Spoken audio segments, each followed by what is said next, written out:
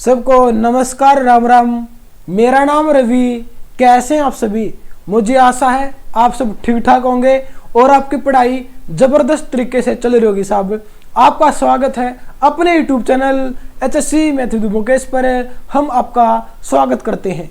आज हम करते हैं एक नया टॉपिक और एक जबरदस्त तरीके से। आज हम करेंगे हिंदी का टॉपिक सर्वनाम। हाँ साहब, हम आज सर्वनाम करेंगे।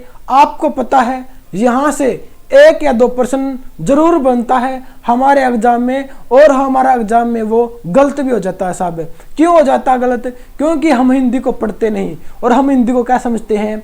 हलवा समझते हैं। साहब, ये मेरी गारंटी है। साहब, इस क्लास को देखने के बाद आपका वो 1 या 2 नंबर पक्का हो जाएगा। तो चलिए करते हैं शुरू करने से पहले एक महत्वपूर्ण सूचना। अगर आप मैथ पढ़ना चाहते हो और आपका मैथ कमजोर है तो आप मुकेश सर का बैच ले सकते हो। आपको पता है मुकेश सर का बैच परीक्षा ऐप के ऊपर आया हुआ है और परीक्षा ऐप का लिंक इस वीडियो के नीचे है, जहां से आप डाउनलोड कर सकते हो। अगर आप HSC math with Mukesh YouTube channel के स्टूडेंट हो तो आप मुकेश 40 कोड यूज करके 40% का डिस्काउंट ले सकते हो, अगर आपको अच्छा लगता है तो चलिए अपना टॉपिक करते हैं, हिंदी का सर्वनाम। ठीक है सर, सर्वनाम करवाओ। देखो, सर्वनाम हम किसे कहते हैं? सर्वनाम हम किसे कहते हैं? संज्ञा के स्थान पर प्रयुक्त होने वाले शब्द क्या कहलाते हैं? सर्वनाम कहलाते हैं। जो संज्ञा के स्थान पर आते हैं उन्हें हम क्या कहते हैं? सर्वनाम कहते हैं। सर बताओ कैसे? जैसे राम खेल रहा है। राम खेल रहा है, इसमें राम क्या है? इसमें राम क्या है? संज्ञा है। इसमें क्या है? संज्ञा है। और हमने क्या बात की है कि संज्ञा के स्थान पर आने वाले शब्द क्या कहलाते हैं? सर्वनाम कहलाते हैं। हमने लिख दिया यहाँ पर वह खेल रहा है। वह खेल रहा है, इसका मतलब वह क्या है? वह सर्वनाम है। साहब, संज्ञा के स्थान पर आने वाले शब्द क्या कहलाते हैं? सर्वनाम कहलाते हैं। राम क्या है? संज्ञा है। राम की जगह क्या आ गया? वह आ गया। वह क्या है? सर्वनाम है। ठीक है सर। अगला है सीता नाच रही है। सीता नाच रही है, इसमें सीता क्या है? इसमें सीता क्या है? इसमें सीता संज्ञा है। संज्ञा की जगह हम सर्वनाम यूज कर देंगे वह नाच रही है। वह नाच रही है, इसमें वह क्या है? सर्वनाम है। इसमें वह क्या है? सर्वनाम है। ठीक है सर। और सीता क्या है? सीता संज्ञा है। हमने बात करी थी संज्ञा के स्थान पर आने वाले शब्द क्या कहलाते हैं? सर्वनाम कहलाते हैं। ठीक है सर।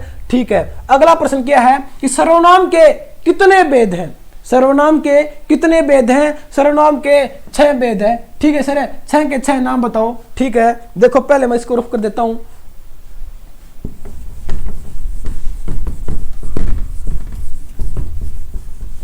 अगला है कि सर्वनाम के 6 भेद है। ठीक है सर। पहला भेद कौन सा है? पहला भेद देखो, पहला पुरुषवाचक सर्वनाम। पुरुषवाचक सर्वनाम। ठीक है सर। अगला है निजवाचक। निजवाचक सर्वनाम। ठीक है सर। अगला कौन सा है? अगला है हमारा निश्चयवाचक। निश्चयवाचक सर्वनाम। ठीक है सर। चौथा कौन सा है? हमारा अनिश्चय। अनिश्चयवाचक सर्वनाम। ठीक है सर। पांचवा कौन सा है? पांचवा हमारा संबंधवाचक सर्वनाम। ठीक है सर। और छठा कौन सा है? प्रश्नवाचक सर्वनाम।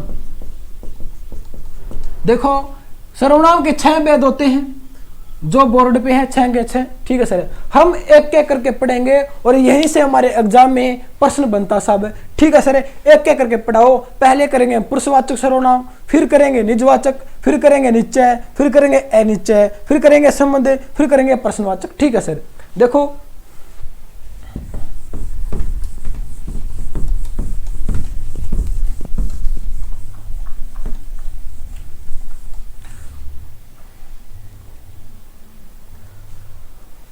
प्रश्न ये है कि पुरुषवाचक सर्वनाम हम किसे कहते हैं? पुरुषवाचक सर्वनाम हम किसे कहते हैं? जो किसी व्यक्ति का बोध कराए, वे शब्द जो किसी व्यक्ति का बोध कराए, हम उसे क्या कहते हैं? पुरुषवाचक सर्वनाम कहते हैं। जो शब्द किसी व्यक्ति का बोध कराए, व्यक्ति के नाम का बोध कराए, हम उसे क्या कहते हैं? पुरुषवाचक सर्वनाम कहते हैं। ठीक है सर। पुरुषवाचक सर्वनाम भी 3 प्रकार का होता है। पुरुषवाचक सर्वनाम भी 3 प्रकार का होता है। देखो, पहला है उत्तम पुरुषवाचक सर्वनाम। ठीक है सर। दूसरा है, देखो दूसरा हमारा मध्यम पुरुष वाचक सर्वनाम, पुरुषवाचक सर्वनाम। ठीक है सर। तीसरा हमारा अन्य पुरुषवाचक सर्वनाम। पुरुषवाचक सर्वनाम भी 3 प्रकार का होता है। देखो, उत्तम पुरुषवाचक सर्वनाम, मध्यम पुरुष सर्वनाम, अन्य पुरुष सर्वनाम। मतलब है कि फर्स्ट, इंग्लिश में कहते हैं फर्स्ट पर्सन, उसे कहते हैं सेकंड पर्सन, और इसे कहते हैं थर्ड पर्सन। ठीक है सर। इसे कहते हैं थर्ड पर्सन, इंग्लिश में क्या कहते हैं? First person. इसे मध्यम पुरुष को कहते हैं सेकंड पर्सन, और अन्य पुरुषवाचक को क्या क्या कहते हैं? Third person. ठीक है सर। इसका चुनाव चिन्ह क्या है? मैं और हम क्या है? उत्तम पुरुषवाचक के चुनाव चिन्ह है फर्स्ट पर्सन है मैं और हम। ठीक है सर। और सेकंड पर्सन में क्या आता है? तू और तुम। किस में आते हैं? तुम सेकंड पर्सन में आते हैं। ठीक है सर। और वो किस में आते हैं? थर्ड पर्सन में आते हैं। ठीक है सर। देखो, इसका मतलब क्या है? उत्तम पुरुषवाचक सर्वनाम की डेफिनेशन क्या है? इसकी डेफिनेशन है कि बोलने वाला खुद के लिए प्रयोग करता है, उसे हम क्या कहते हैं? उत्तम पुरुषवाचक सर्वनाम कहते हैं। बोलने वाला जिन शब्दों का प्रयोग खुद के लिए करता है, उसको कहते हैं उत्तम पुरुषवाचक सर्वनाम। इसका उदाहरण क्या साहब है? मैं वहां जाऊंगा, इसमें मैं है, खुद के बारे में बता रहा है कि मैं वहां जाऊंगा, इसमें मैं क्या है? उत्तम पुरुषवाचक सर्वनाम है साहब। क्या है? उत्तम पुरुषवाचक सर्वनाम है। दूसरा उदाहरण है, हम भारतवासी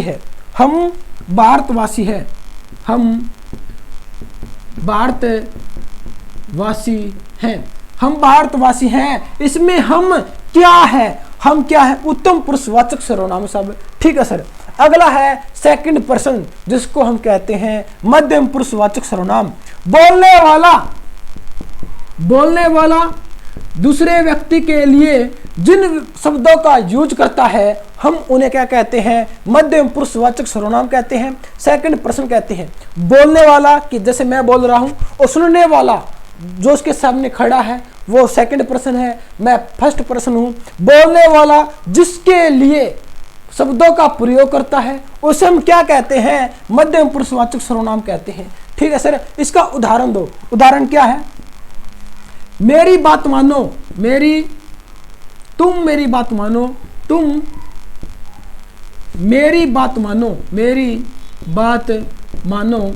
नहीं तो पछताओगे। तुम मेरी बात मानो, नहीं तो पछताओगे। मैं कह रहा हूं दूसरे पर्सन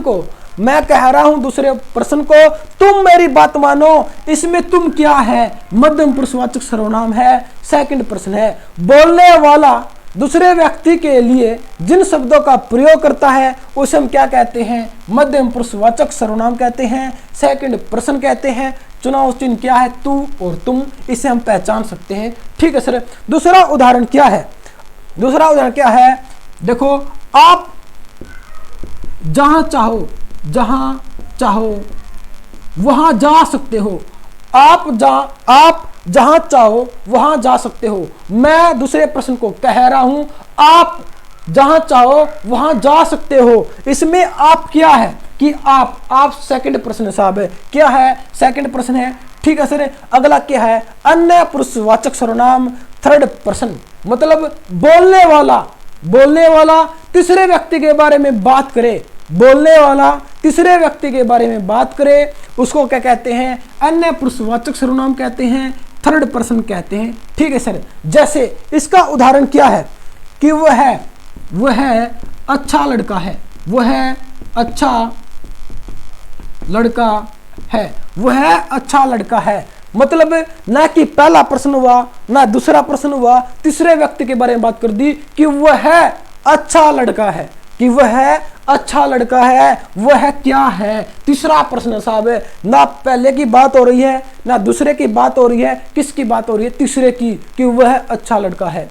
वे सज्जन पुरुष हैं, वे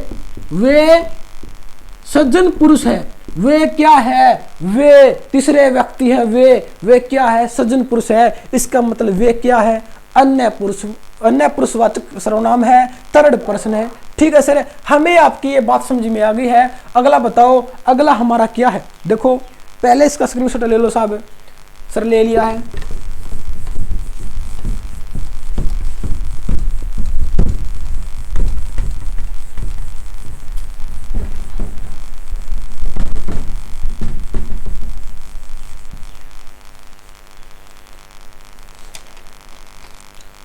अगला हमारा निजवाचक सर्वनाम,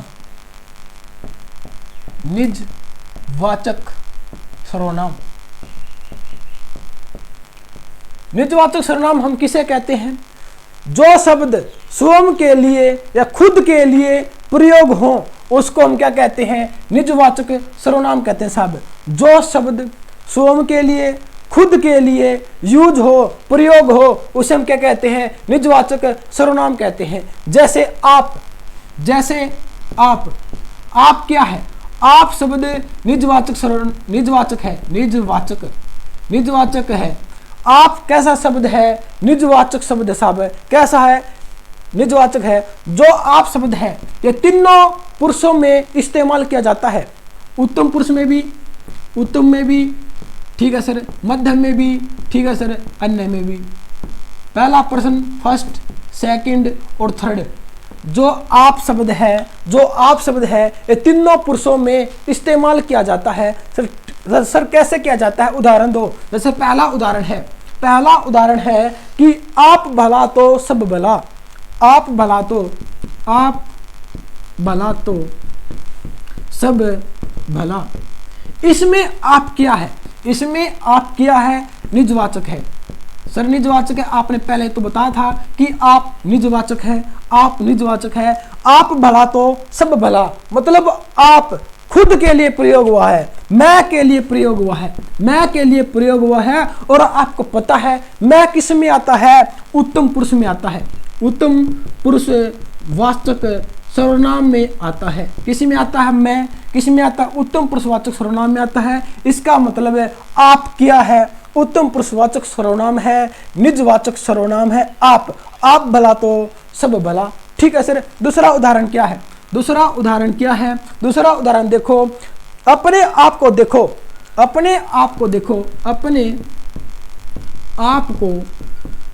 देखो, दूसरों की चिंता ना करो। इसमें आप क्या है, इसमें आप निजवाचक है, इसमें क्या है, निजवाचक है। ठीक है सर, निजवाचक है। यहां पर आप किसके लिए आया है, यहां पर आप किसके लिए आया है, दूसरे व्यक्ति के लिए आया है कि अपने आप को, मैं कह रहा हूं अपने आप को देखो, मैं दूसरे व्यक्ति को कह रहा हूं, मतलब सेकंड पर्सन, मतलब मध्यम पुरुषवाचक सर्वनाम है, मध्यम वाचक सर्वनाम है साहब। यहाँ पर आप किसके लिए आया है, दूसरे व्यक्ति के लिए आया है, मध्यम पुरुषवाचक सर्वनाम के लिए आया है। ठीक है सर। अगला उदाहरण क्या है, अगला देखो, अगला तीसरा हमारा कि भगत सिंह देखो, भगत सिंह ने अपने आप को राष्ट्र के अधीन कर दिया। इसमें आप क्या है, इसमें आप क्या है, भगत सिंह, यहां पर आप भगत सिंह के लिए आया है, ना कि मेरे लिए आया है, ना कि दूसरे व्यक्ति के लिए आया। ये तीसरा व्यक्ति है। तीसरा व्यक्ति कौन है? भगत सिंह। ना मैं हूं ना आप हो, तीसरे व्यक्ति हैं। यहां पर आप किसके लिए आया? भगत सिंह ने अपने आप को राष्ट्र के अधीन कर दिया। इसमें आप किसके लिए आया? थर्ड पर्सन के लिए आया, अन्य पुरुषवाचक सर्वनाम के लिए आया। किसके लिए आया? अन्य पुरुषवाचक सर्वनाम के लिए आया। और आप क्या है? निजवाचक है, निजवाचक है। हमने बात करी थी निजवाचक सर्वनाम हम उन्हें कहते हैं जो स्वयं के लिए प्रयोग किए गए शब्द को हम क्या कहते हैं? निजवाचक सर्वनाम कहते हैं। ठीक है सर, ठीक है, बात खत्म। आगे देखो अगला क्या है। अगला हमारा निश्चयवाचक सर्वनाम। ठीक है सर, निश्चयवाचक बताओ।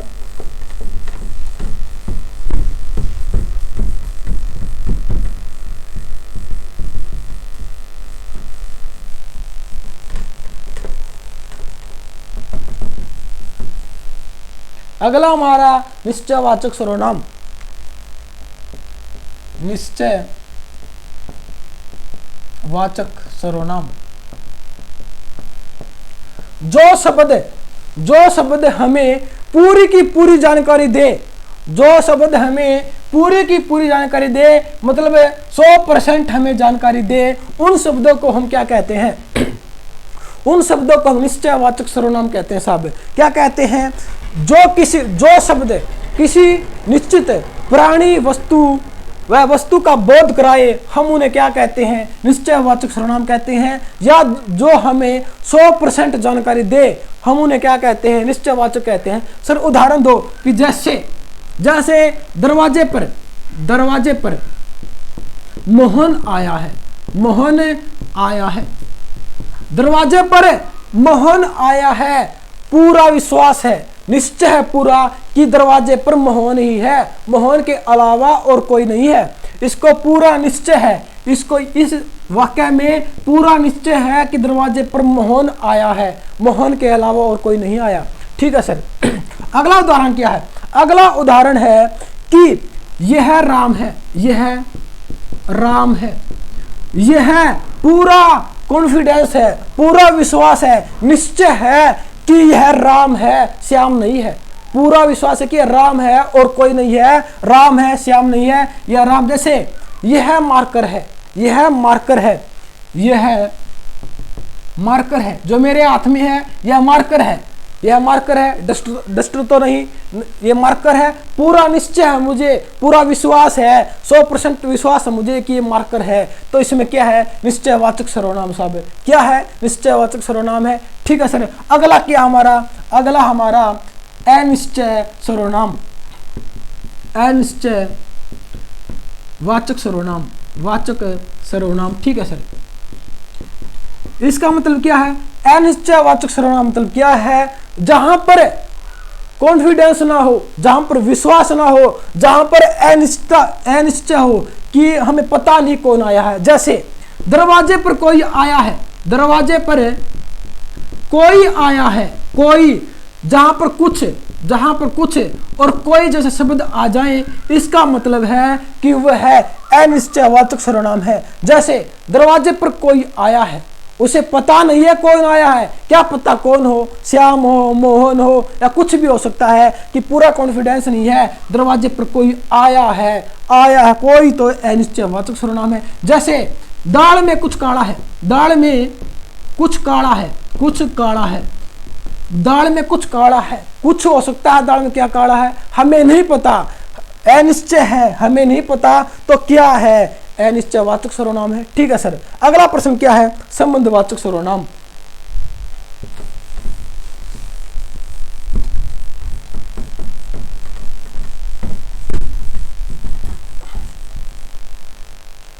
अगला है संबंधवाचक सर्वनाम। ठीक है सर, ये बताओ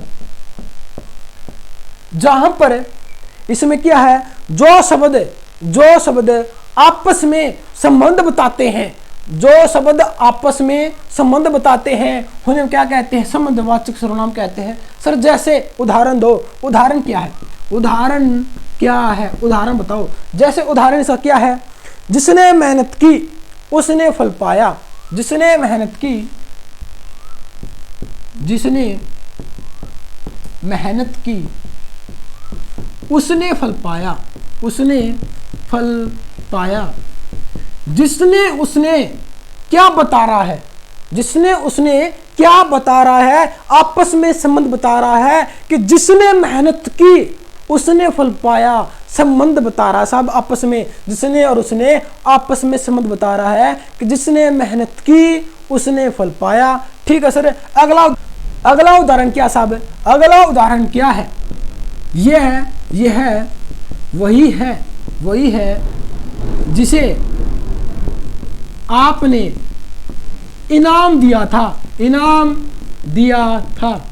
इसमें संबंध बता रहा साहब, वही में और जिसे में संबंध है कि अब वही है जिसे आपने इनाम दिया था, आपस में संबंध बता रहा है साहब, इसलिए इसमें क्या है, संबंधवाचक सर्वनाम है। ठीक है सर, हमें आपकी बात समझ में आ गई है। लास्ट बताओ, लास्ट रह गया हमारा प्रश्नवाचक। ठीक है साहब, देखो इसको रब कर देता हूं पहले मैं।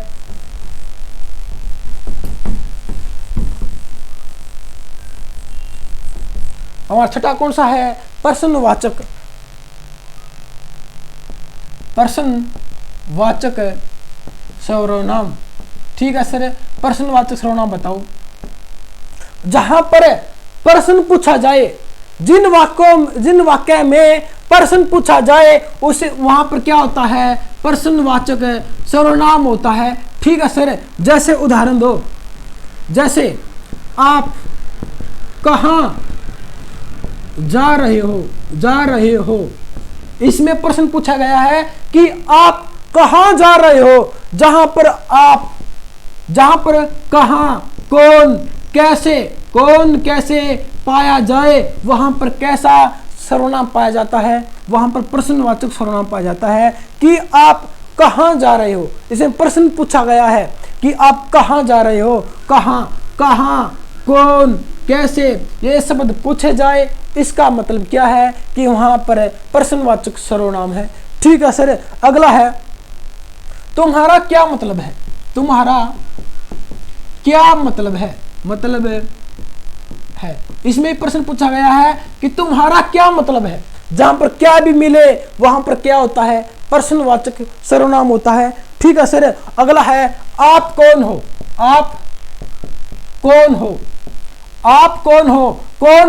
जहां पर कौन मिले, कैसे मिले, कहां मिले, क्या मिले, वहां पर हमेशा क्या पाया जाता है, प्रश्नवाचक सर्वनाम पाया जाता है साहब।